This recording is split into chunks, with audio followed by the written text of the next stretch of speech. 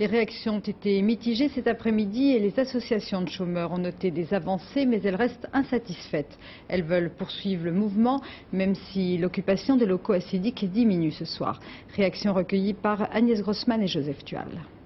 Conférence de presse très médiatisée pour les associations de chômeurs. Leurs représentants ont très vite réagi aux propositions de Lionel Jospin.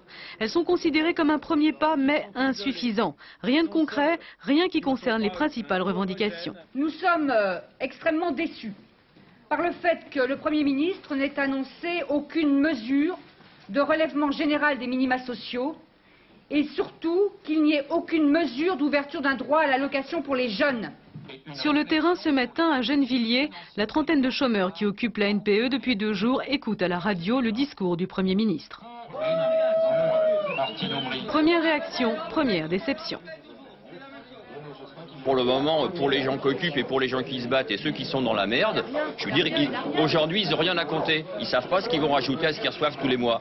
On verra. Il y a 8 milliards qui sont pour la Coupe du Monde et 1 milliard pour les chômeurs. Mais on se fout de qui? À un moment, il faut trouver un travail et un revenu décent. Les mesures d'accompagnement, c'est de la merde. Moi, j'ai pas envie de rester jusqu'à 60 ans au chômage avec 2000 balles.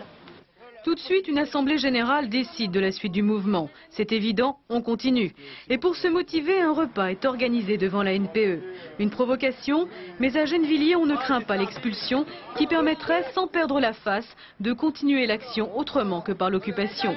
Les chômeurs souhaitent renforcer leur mouvement en allant notamment à la rencontre des jeunes des cités.